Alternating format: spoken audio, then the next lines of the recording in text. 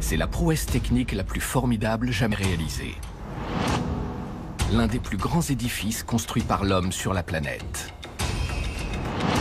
La Grande Muraille de Chine. C'est la plus grande merveille du monde. Aucune autre construction n'a nécessité autant de temps, de main-d'œuvre et de matériaux. Pourquoi et comment les Chinois ont-ils édifié cette structure titanesque? Créée pour résister à une terrible menace, elle est toujours debout 2000 ans plus tard. La science moderne permet aujourd'hui de révéler sa véritable histoire, de percer ses mystères et d'expliquer pourquoi la Grande Muraille de Chine est bien plus qu'un simple assemblage de briques et de mortiers. C'est à la fois simple et très élaboré, remarquablement conçu. Le système de défense ultime, pensé pour la guerre à outrance. La chimie moderne a découvert le secret de son incroyable longévité. Un ingrédient que l'on trouve souvent dans les placards de cuisine. Et une nouvelle étude est parvenue à déterminer la longueur incroyable de l'ouvrage. La nature cachée du plus grand monument jamais bâti sur Terre est enfin dévoilée.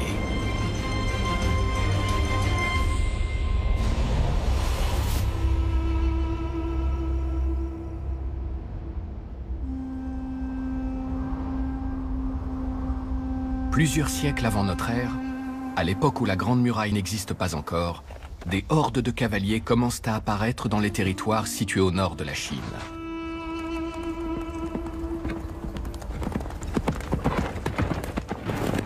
Ils finissent par constituer une redoutable armée, n'hésitant pas à lancer des raids dévastateurs.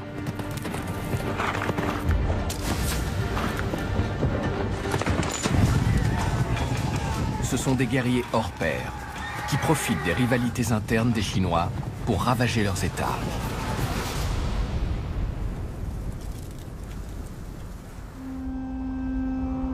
Car depuis 300 ans, des guerres incessantes opposent les royaumes chinois qui se partagent la région. L'un d'eux va finir par s'imposer. Le premier empereur contrôlant toute la Chine se fera bâtir un tombeau monumental gardé par des soldats de terre cuite. 2 siècles avant notre ère, il règne sur un empire de 60 millions d'habitants, aussi puissant que l'Empire romain. Pour mettre un terme aux incursions des cavaliers du Nord, il décide de faire construire de nouvelles défenses. À partir d'éléments plus anciens, la Grande Muraille commence à se mettre en place. Il faudra des siècles pour la terminer. Semblant surgir de la mer, elle fait appel aux torchis dans les déserts arides, à la pierre pour franchir les rivières et à la brique pour conquérir la montagne.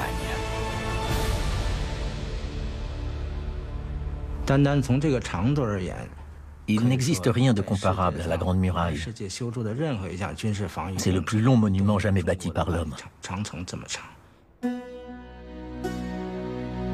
La Grande Muraille attire chaque année des millions de visiteurs. Elle est pour beaucoup le symbole de la puissance et de l'indépendance de la Chine. Le mur sur lequel nous nous trouvons est le seul édifice construit par l'homme représenté sur les cartes du monde et les planisphères. C'est une autre échelle, unique au monde. Peu de gens connaissent la muraille aussi bien que William Lindsay. En 1987, il a été le premier occidental depuis des décennies à la parcourir sur toute sa longueur. À l'époque, quand on se promenait dans le centre de Pékin, on attirait des centaines de curieux, parce que la plupart des gens n'avaient jamais vu d'étrangers. Ils étaient étonnés par ma taille. Je mesure 1,90 m. On devait me prendre pour un martien. J'ai fait un premier voyage qui a duré 78 jours. À une époque où la Chine commençait à s'ouvrir timidement sur le monde extérieur. En Chine, la Grande Muraille est appelée Wanli Changqing. Littéralement, le mur de 10 000 li, soit environ 5 000 km. Les Chinois l'appellent Wanli Chanchin. Ça ne veut pas dire Grande Muraille de Chine. C'est beaucoup plus signifiant en chinois. L'ouvrage sur lequel nous nous trouvons actuellement s'appelle plutôt Le mur sans fin.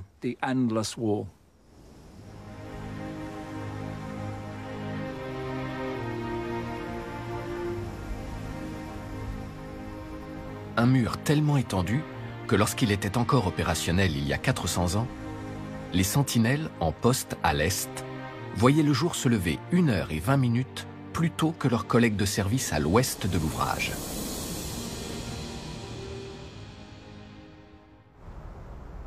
En fait, la muraille est si longue qu'elle n'a été que très récemment mesurée avec exactitude.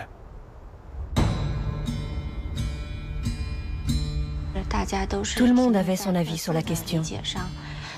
Certains pensaient qu'elle ne faisait que 2000 km de long, d'autres qu'elle dépassait les 50 000 km.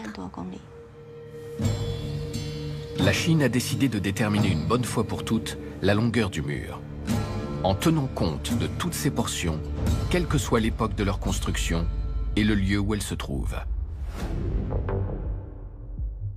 Nous sommes à 150 km au nord-est de Pékin, à Xinshanlin. Deux techniciens s'apprêtent à lancer des drones dotés d'un équipement sophistiqué. Leur mission, établir une cartographie claire et détaillée de la muraille. C'est une technologie de pointe, utilisée pour tracer des cartes aériennes et créer des modèles en 3D. Ce rotor circulaire assure le déplacement du capteur. Cela permet d'assurer la stabilité du drone en vol. Le technicien se sert ensuite d'un GPS pour repérer exactement les zones qui l'intéressent et déterminer le trajet du drone. Comment fonctionne l'équipement embarqué?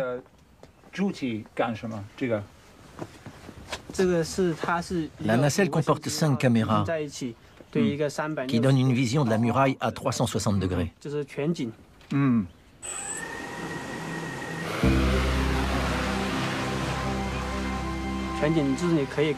Ce système nous permet d'apprécier la hauteur de l'ouvrage, quel que soit le relief.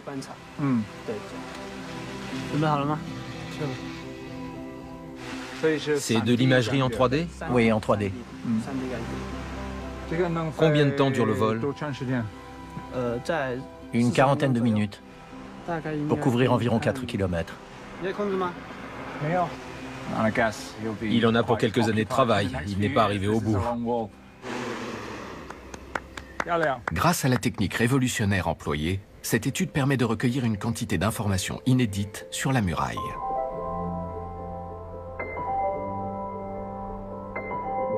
Des données précieuses pour sa conservation future.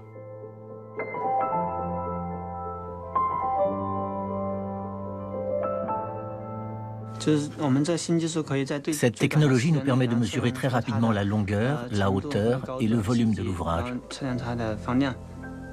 Là où il fallait auparavant 10 personnes pour faire un relevé, il n'en faut plus que 2 aujourd'hui. Impressionnant.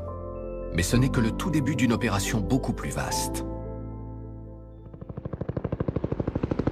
En 2006, les autorités chinoises ont mis en route une étude nationale destinée à établir avec certitude la longueur de la Grande Muraille.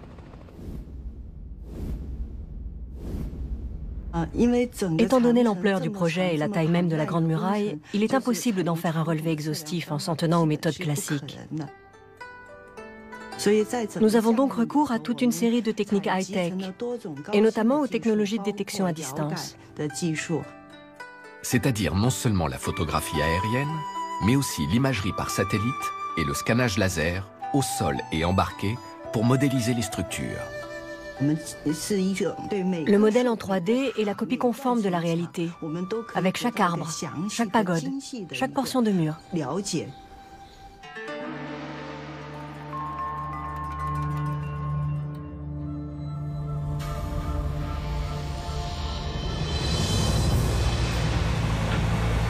Dans les régions désertiques de l'ouest du pays, les distances sont immenses et les équipes déployées sur le terrain ont recours à des méthodes plus classiques.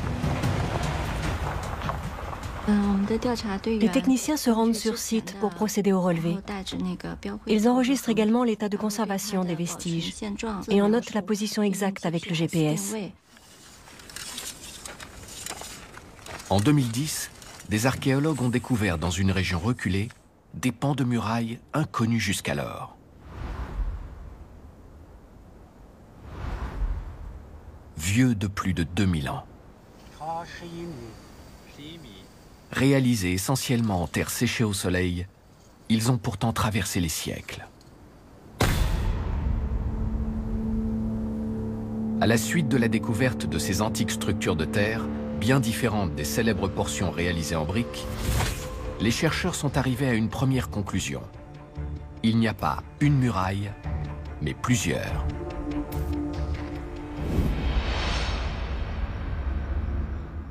On devrait parler des grandes murailles de Chine. Il y en a au moins 16. L'étude réalisée montre que ces murs ont été édifiés sur une période de plus de 2400 ans. Ils ont été construits par les empereurs et les dynasties qui se sont succédées pour répondre aux menaces des différentes époques. Les matériaux utilisés varient beaucoup, de même que les caractéristiques architecturales.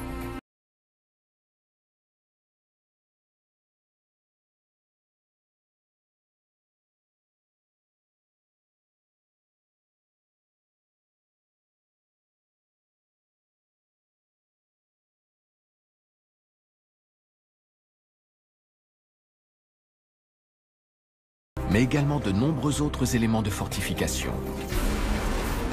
Près de 44 000.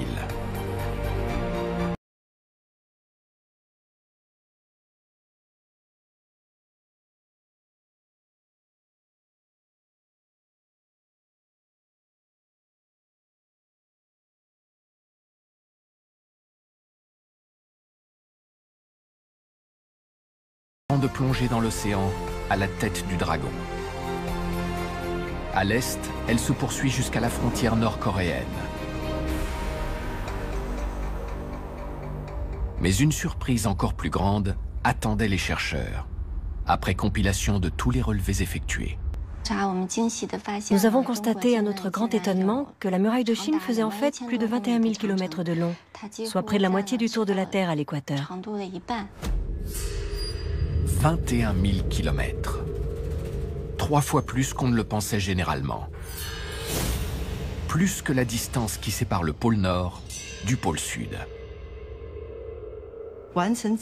Face à une tâche d'une telle ampleur, on peut dire que nos équipes ont vraiment été à la hauteur de la Grande Muraille. La construction a duré plus de 2000 ans, plus que n'importe quel autre édifice réalisé par l'homme. De toutes les murailles de Chine, la plus connue est celle qui s'étend près de Pékin. Monument emblématique, elle est construite en briques. Pourtant, au début, la Grande Muraille était faite en torchis. Elle fut érigée pour faire face à une terrible menace, qui explique non seulement pourquoi, mais également comment de tels travaux furent entrepris. Il faut revenir plus de 2200 ans en arrière, au cœur d'une nature hostile, où subsistent encore aujourd'hui les vestiges du plus long rempart élevé pour protéger la Chine antique. Il n'en reste plus aujourd'hui que des fragments.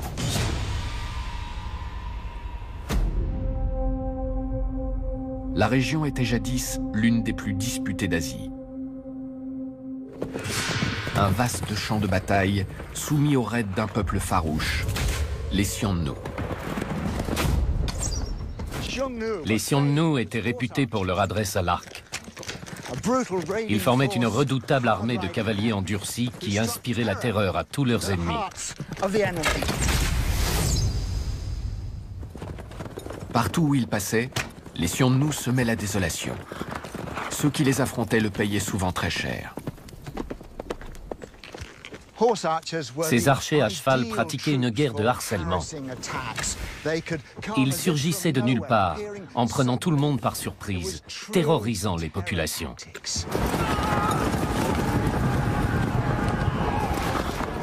Les Xiongnu n'étaient pourtant pas très nombreux. Comment ont-ils pu faire trembler l'immense empire chinois ?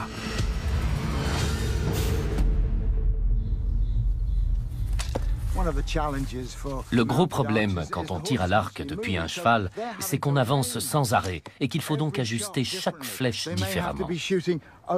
La première à droite de l'encolure du cheval, par exemple, et la suivante derrière, par-dessus l'épaule. Archers et cavaliers hors pair, les Xiongnu réinventent la manière de faire la guerre, forçant l'Empire chinois à adopter une stratégie radicalement nouvelle.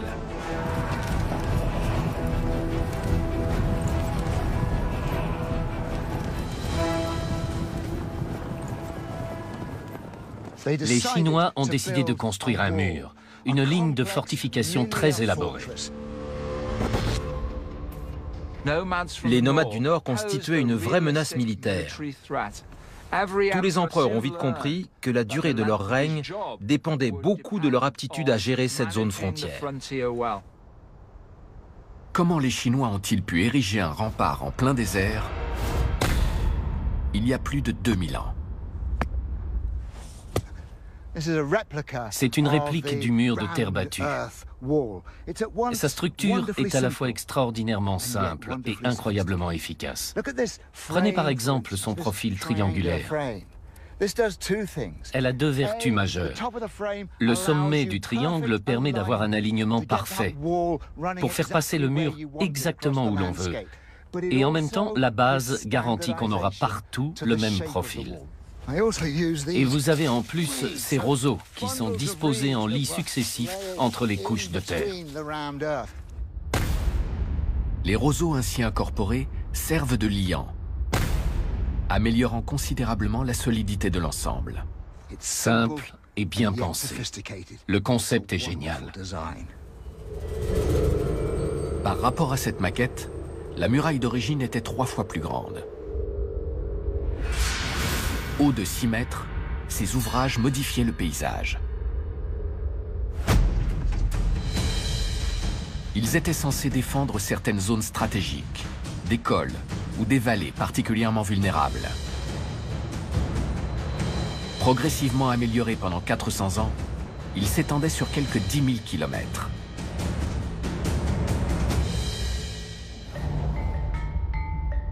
Ils ne constituaient pas une simple barrière, mais un véritable réseau de protection et de communication, magistralement conçu pour résister aux envahisseurs. Le mur était notamment précédé de ce genre de dispositif particulièrement désagréable.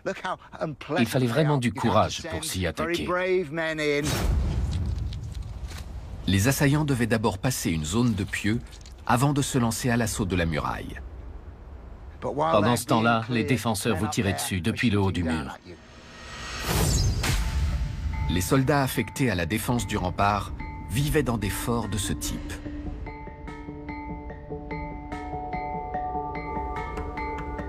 Aujourd'hui en ruine, ce bâtiment pouvait initialement abriter 1 millier de cavaliers chinois prêts à affronter les Xiongnu.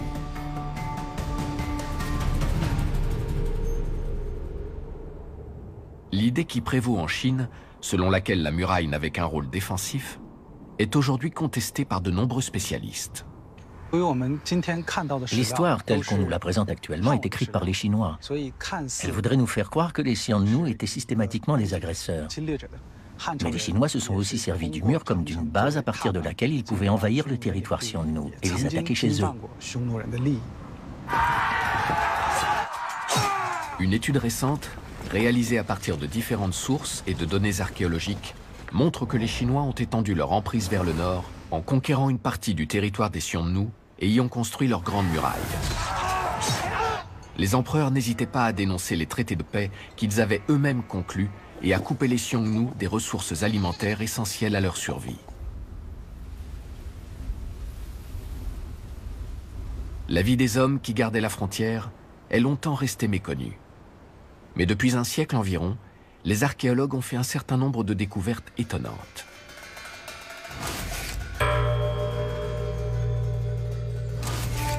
Comme ces textes inscrits sur des plaquettes de bois, les tablettes de Zhuyan. Ces tablettes nous révèlent des secrets militaires vieux de 2000 ans. Elles ont une valeur à la fois historique, archéologique et sociale. Dans la Chine antique, le bois et le bambou tenaient lieu de papier. Elles nous apprennent des tas de choses. Ce sont des documents militaires et officiels qui parlent aussi bien de la vie de tous les jours que de médecine. Ces documents exceptionnels nous plongent dans le quotidien d'hommes qui ont vécu il y a 2000 ans. On y trouve des lettres aux familles. La vie à la frontière est dure, je patrouille le long de la muraille, écrivez-moi souvent. Ou des recettes de remèdes, contre le rhume, mélanger du gingembre avec de la cannelle et de l'aconite. D'un point de vue historique, ces tablettes ont beaucoup d'importance. Elles permettent d'une part de combler certains trous dans l'histoire telle qu'elle nous est parvenue, d'autre part de rectifier des erreurs qui figurent dans les manuels.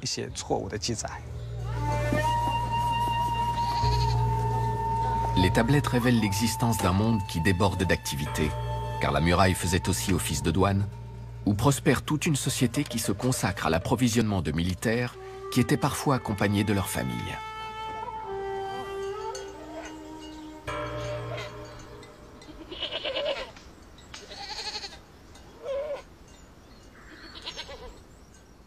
Des militaires qui s'entraînaient régulièrement.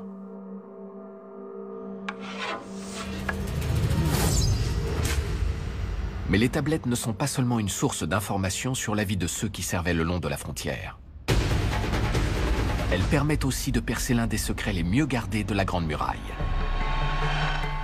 Car elles décrivent le fonctionnement d'un savant système de communication. Ces vestiges qui se dressent dans le désert étaient jadis des tours de signalisation. Certaines étaient implantées très loin en territoire Xiongnu. Elles servaient à transmettre des messages codés aux troupes stationnées sur la Grande Muraille. Le système des fortifications établi sur la frontière permettait d'envoyer au gouvernement central des informations sur la situation de l'ennemi, sur le nombre de guerriers prêts à partir au combat. Grâce aux signaux envoyés, les officiers chinois en poste sur la Grande Muraille étaient avertis des tentatives d'invasion imminentes. Les messages étaient relayés de tour en tour. Elles étaient placées sur une ligne perpendiculaire à la muraille, qui pouvait s'étendre sur près de 400 km. Plus que la distance qui sépare Paris de Londres.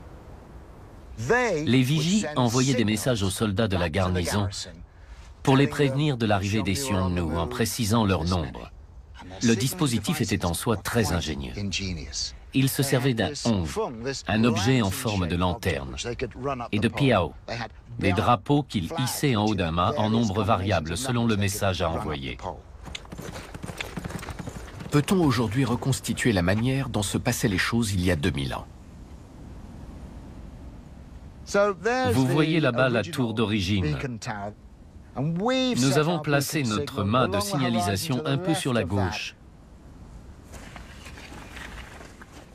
Il se passe quelque chose, je vois que ça bouge. C'est un hong. Ils envoient un de ces objets symboliques en forme de lanterne. Nous voyons 50 Xiongnu, ici un hong. Il se passe de nouveau quelque chose.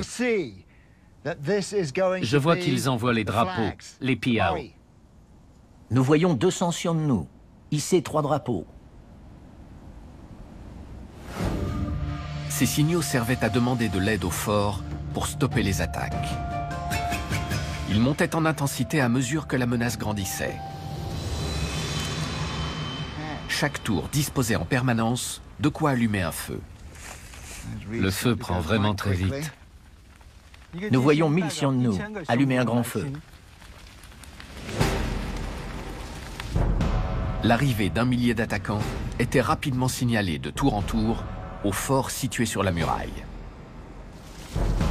En revanche, les hommes en poste sur ces tours devaient se sentir bien seuls face à l'armée Xiongnu prête à les submerger. Quand j'entends crépiter ce feu derrière moi, j'imagine l'angoisse des 4 ou 5 hommes isolés dans leur tour au moment d'allumer le bûcher.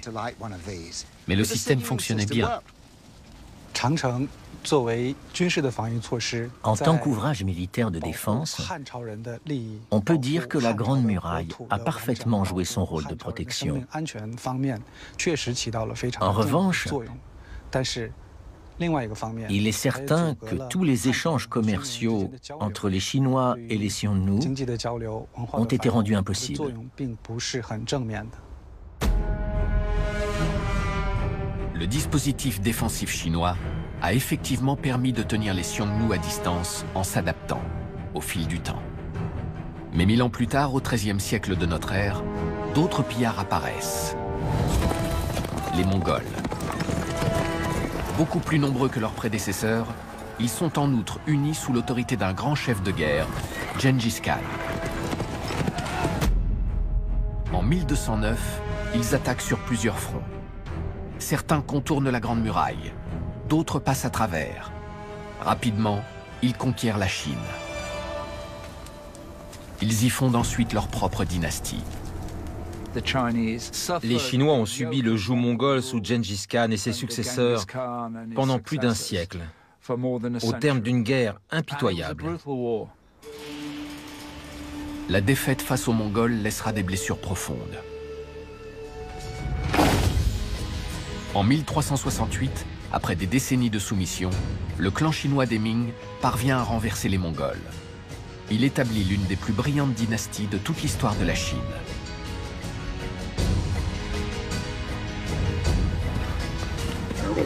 Les empereurs Ming veulent absolument empêcher toute nouvelle conquête du pays, qu'ils jurent de transformer en une forteresse inexpugnable. Les Ming optent pour une nouvelle muraille, non plus construite en terre, mais en briques. La construction de cet ouvrage de dimension épique, à l'assaut des montagnes, débute au XVIe siècle.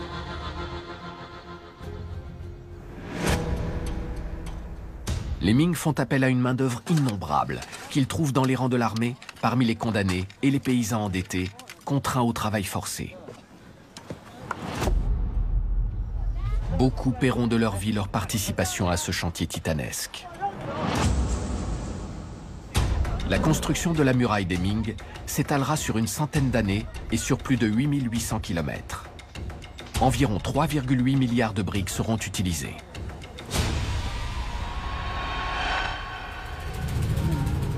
Des recherches récentes ont permis de percer le secret de la longévité de la maçonnerie. Ce ne sont pas tant les briques que le mortier. Un mortier mentionné dans une très ancienne légende chinoise.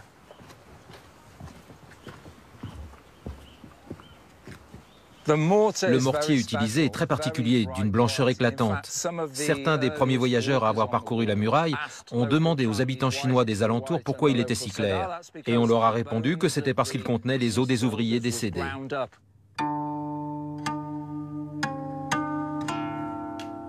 L'enfance de beaucoup de Chinois a été bercée par l'histoire de Meng Jiang, une femme dont le mari avait trouvé la mort en construisant le mur.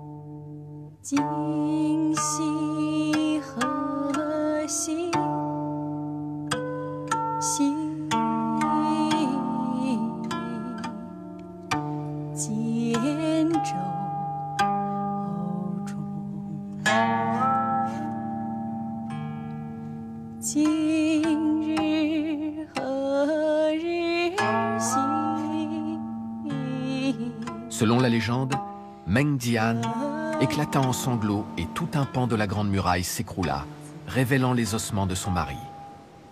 Désespérée, la jeune femme se jeta dans la mer et se noya. Depuis, certains croient que la Grande Muraille des Chinois, Wanli Chanshin, est un lieu de mort, un endroit d'où on ne revient pas. La présence d'os humains dans le mortier n'a jamais été établie. Mais les mythes ont la vie dure. Ainsi, certains croient toujours que la Grande Muraille est soutenue par les squelettes des ouvriers morts à la tâche.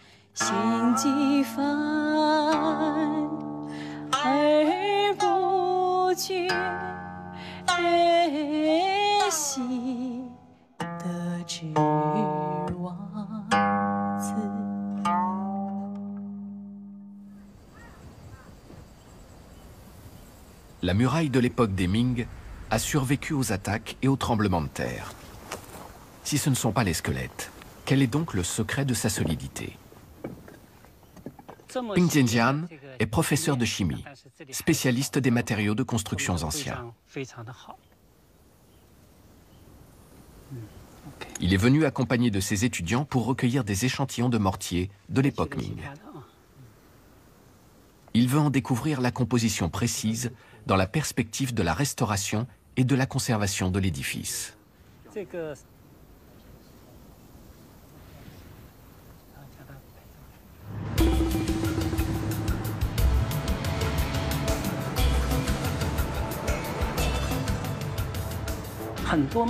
Pendant des décennies, on a utilisé du ciment pour remaçonner les briques, ce qui entraîne beaucoup de problèmes. Nous voulons aujourd'hui restaurer la muraille avec les matériaux d'origine. Les bâtisseurs ont utilisé un mortier à la chaux. Le problème est de mettre en évidence l'ingrédient magique qui lui confère une telle solidité. Une fois l'échantillon de mortier réduit en poudre, il est dilué dans de l'eau, puis chauffé. En ajoutant de l'iode, les chercheurs ont mis en évidence la présence d'amidon, une substance organique. En poussant plus avant l'analyse, ils se sont aperçus que les Ming tiraient leur ingrédient miracle d'un produit inattendu. Le mélange tourne au brun rougeâtre, ce qui nous permet de conclure qu'il contient tout simplement du riz gluant. L'ingrédient miracle n'est autre que le riz gluant. La Grande Muraille doit sa longévité non pas à des ossements humains, mais à un produit de consommation courante. Ces images prises au microscope électronique montrent comment le riz agit comme un liant dans le mortier. Son action est optimum lorsqu'il entre à hauteur de 3% dans le mélange. Une fois la composition exacte du mortier établie, il est possible d'en étudier les propriétés. En présence de phénylphtaléine, le mortier se révèle très dur en surface, mais tendre et souple en profondeur. D'où sa résistance aux tremblements de terre et aux boulets de canon.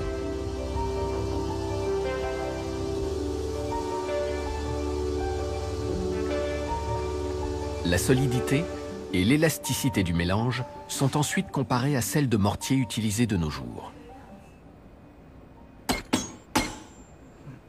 Le mortier moderne classique est beaucoup moins résistant. Le mortier au riz gluant est de loin le plus solide. Il résiste beaucoup mieux aux vibrations que le ciment employé actuellement. Pour nous, le mortier au riz gluant est l'une des plus grandes inventions chinoises. Le riz renforce considérablement le mélange et explique que la muraille soit toujours debout après des siècles d'existence. Mais quelles que soient les qualités du mortier, il fallait aussi que les briques soient exceptionnelles. Les briques utilisées par les Ming sont très grosses et peuvent être rapidement mises en œuvre par des ouvriers peu qualifiés pour édifier un rempart de 7,50 m de haut et de 9 mètres d'épaisseur. Le cheminement sur lequel je me trouve est en briques. Le parapet aussi, bien sûr. Les meurtrières ont toutes la même taille, la même largeur. C'est beaucoup plus facile à faire quand on utilise des briques. Chaque brique était estampillée au moment de la fabrication, ce qui permettait un véritable contrôle de la qualité. Les indications du fabricant sont pour nous une précieuse source d'informations. On peut lire ici l'année de fabrication de cette brique. Elle a été faite sous l'empereur Wanli pendant la 7e année de son règne, c'est-à-dire en 1578. La construction de telles fortifications exigeait une quantité extraordinaire de matériaux. La fabrication des briques a déclenché une révolution industrielle qui a profondément changé la Chine. Les effets de ce grand bouleversement sont encore visibles ici, à Banchangyu, une petite ville de la province du Hebei. La muraille des Ming s'accroche ici au sommet des montagnes. Lors de sa construction au XVIe siècle, des milliers d'ouvriers ont été amenés ici avec leurs familles. Leurs descendants vivent toujours à l'ombre de la Grande Muraille. Go Washu est l'un d'eux. Quand j'étais petit, ma grand-mère me disait que nous étions les descendants des bâtisseurs de la Grande Muraille. Go Washu pense que ses ancêtres sont venus du sud de la Chine il y a environ 400 ans pour réaliser le grand projet des Ming. Je fais partie de la 25e génération.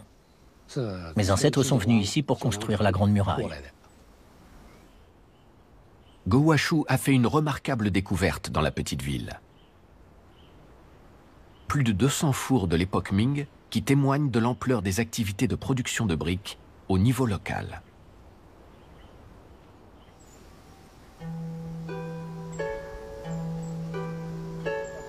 Go Washu fait aujourd'hui le même métier que ses lointains ancêtres. Il est chargé par le gouvernement chinois de la restauration de toute une partie de la muraille. Il a même reconstitué un four Ming pour mieux comprendre les techniques utilisées par ses lointains prédécesseurs. Le four fait 3 mètres de largeur et 4,50 mètres de profondeur. Les briques étaient façonnées à partir de terre siliceuse et d'eau. La pâte était mise en forme, puis séchée au soleil.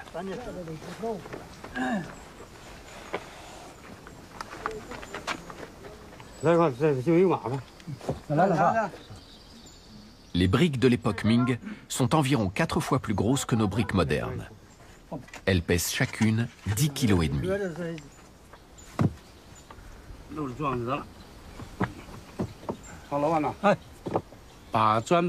Une fois toutes les briques dans le four, on les fait cuire, généralement pendant 3 jours et 3 nuits. Avant d'allumer le feu, il est d'usage de remercier les ancêtres bâtisseurs.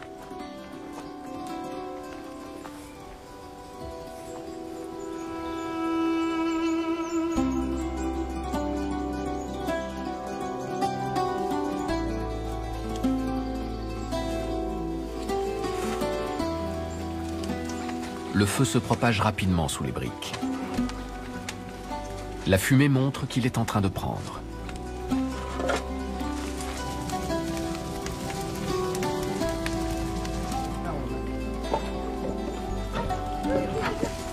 La technique est la même que celle employée il y a plus de 400 ans lors de la construction de la muraille. Je pense que dans les années 1570, il devait régner ici une activité industrielle intense. Il y avait sûrement de la fumée partout, une pollution considérable. C'était un chantier majeur, une grande opération militaro-industrielle. L'Empire Ming a mobilisé des millions d'ouvriers pour construire ce gigantesque édifice, à la fois ligne de défense et base d'attaque, immense cimetière d'hommes et de femmes sacrifiées.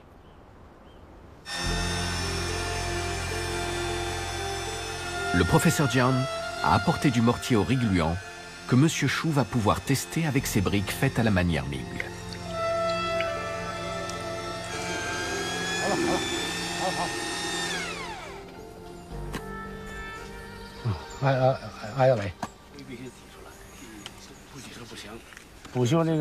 Pour restaurer des bâtiments anciens, on peut se servir de ce mortier.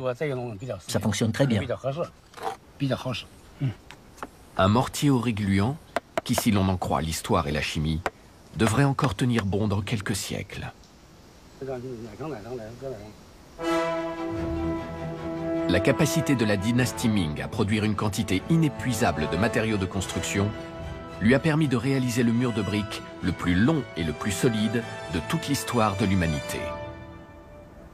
Mais l'ouvrage a-t-il vraiment rempli sa fonction, qui était de défendre l'Empire en contenant les envahisseurs venant du Nord?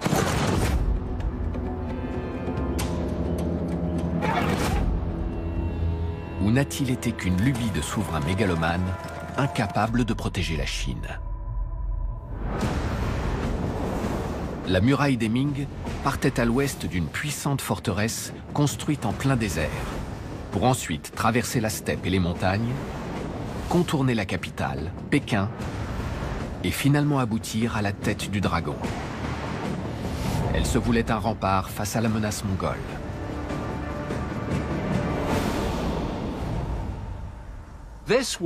Cette muraille s'est construite dans le sang, la sueur et la terreur, dans l'espoir d'empêcher le retour des Mongols. Les fortifications des Ming semblent inexpugnables, avec leurs remparts en briques et leurs défenses militaires sophistiquées. Les attaquants s'exposaient au tir des canons et à une pluie de flèches tirées du haut des tours. Le mur était en outre percé d'étranges ouvertures. Vous voyez ce trou? C'est pour lancer une bombe. Un engin de ce type. C'est une bombe de l'époque Ming, mais celle-ci était destinée à être lancée. Celles qu'on laissait tomber étaient plus grosses. Tous les 3 ou 4 mètres, vous avez des meurtrières de ce type pour jeter des bombes.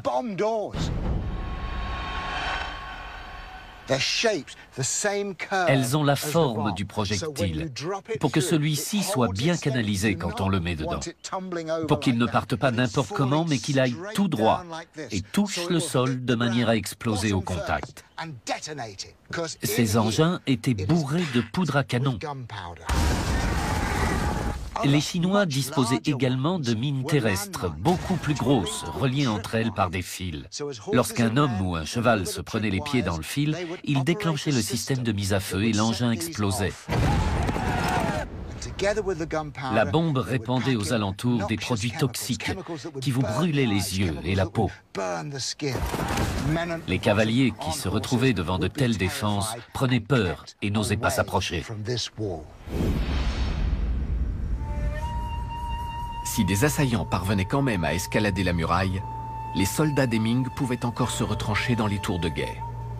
On en comptait 1200 au total.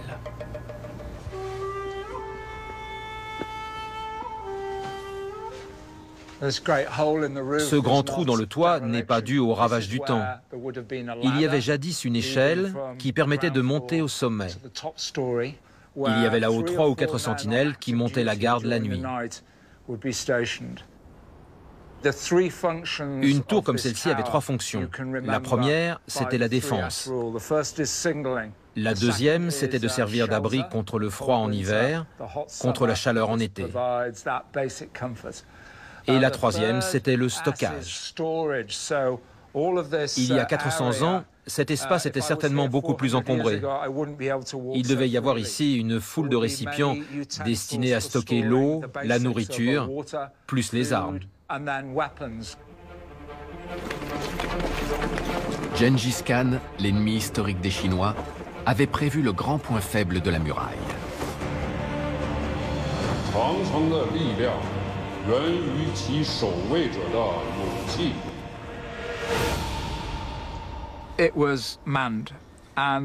La muraille était bien gardée. Au début du XVIIe siècle, certaines sources parlent d'un peu plus de 750 000 soldats, soit à peu près 115 par kilomètre. 750 000 hommes, c'est considérable. Cela représente un poids énorme pour une nation. La muraille est une extraordinaire arme défensive, mais comme tout bouclier, son efficacité dépend avant tout de celui qui la manie. Or, au début du XVIIe siècle, l'armée des Ming est confrontée à une double menace. Car les Mongols ont trouvé des alliés. Ils se sont associés avec des seigneurs venant de l'Est, originaires de Mandchourie.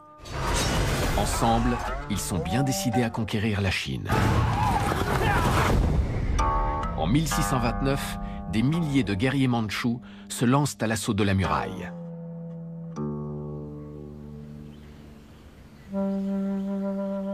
Rapidement débordés, les défenseurs Ming ont absolument besoin de renforts, de toute urgence. Heureusement, la muraille est non seulement un rempart, mais également une route.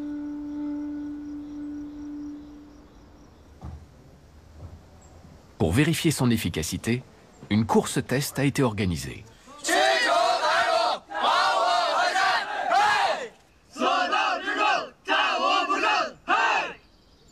D'un côté, l'équipe rouge, les Chinois Ming qui courent sur le mur. De l'autre, l'équipe bleue, les Mandchous qui foncent à travers la campagne.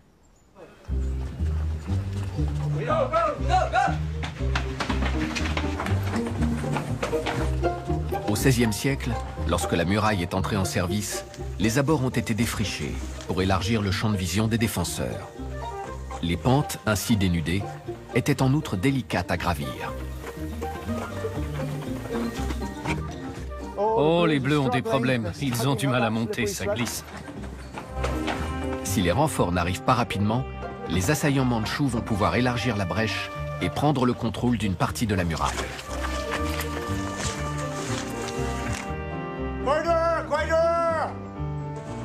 Les premiers arrivés seront maîtres de la Grande Muraille.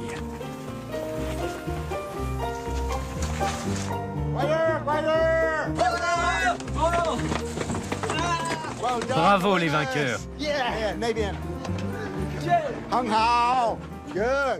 Bravo les rouges. Je me demande où sont les bleus. Ils arrivent? Ils gravissent la dernière colline. Ils sont à la peine. Les voilà. Les assaillants ont environ 1 minute de retard. Ce n'est pas grand-chose, mais ça compte.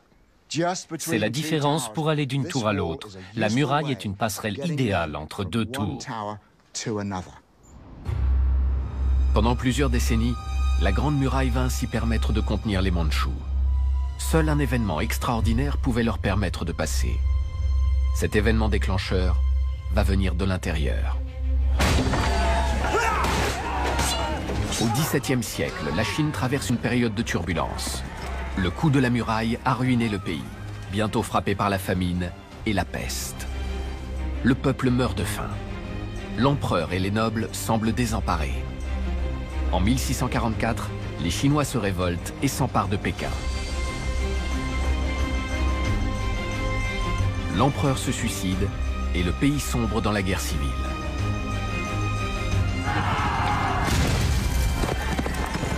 De l'autre côté de la Grande Muraille, l'armée mandchoue profite de la confusion qui règne en Chine pour attaquer en force.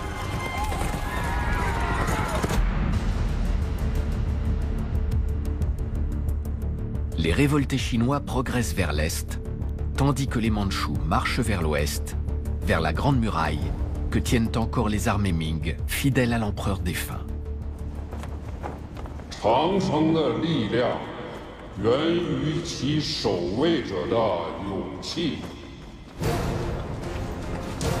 Le général de l'armée Ming est confronté à un terrible dilemme. S'allier aux rebelles chinois qu'il méprise ou faire cause commune avec l'envahisseur mandchou contre son propre peuple. Il tient le destin de la Chine entre ses mains. Il décide finalement d'ouvrir le passage aux Mandchous. La muraille reste ainsi invaincue, mais au moment décisif, elle n'aura servi à rien.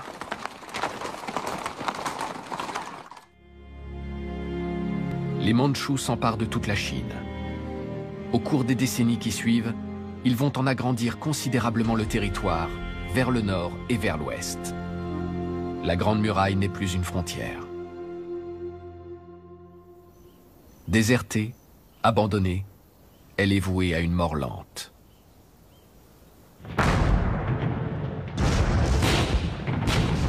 Elle sera oubliée pendant près de 300 ans, jusqu'à ce que les Chinois la remilitarisent dans les années 1930 face à l'invasion japonaise. Mais à l'âge de la guerre totale, la Grande Muraille n'impressionne plus personne.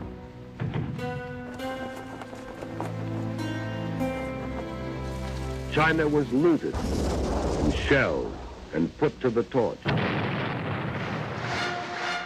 Après la guerre, la Chine, désormais communiste, est longtemps restée coupée du reste du monde. La Grande Muraille était le symbole d'un pays inaccessible. Les choses ont commencé à changer en 1972, avec la visite du président américain Richard Nixon, désireux de rétablir des relations avec la République populaire de Chine.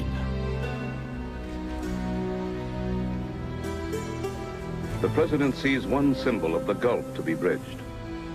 It is a symbol not only of China's ancient independence, but also of her ancient isolation. La visite de Richard Nixon a marqué le début d'une profonde transformation des relations de la Chine avec le monde. Aujourd'hui, la Grande Muraille est redevenue l'emblème d'une Chine forte, innovante et irréductible. Mais il est un mythe auquel il va falloir renoncer. D'après les témoignages des astronautes qui ont effectué de longues missions à bord de la Station spatiale internationale, il est absolument impossible d'apercevoir la Grande Muraille depuis l'espace, et encore moins depuis la Lune. La Grande Muraille reste cependant l'une des merveilles du monde. Et elle est loin d'avoir livré tous ses secrets. L'avenir de la Grande Muraille est entre les mains des Chinois ordinaires. C'est un gigantesque musée à ciel ouvert. Si les gens la visitent en l'appréciant à sa juste valeur, la Grande Muraille de Chine devrait traverser sans encombre le XXIe siècle.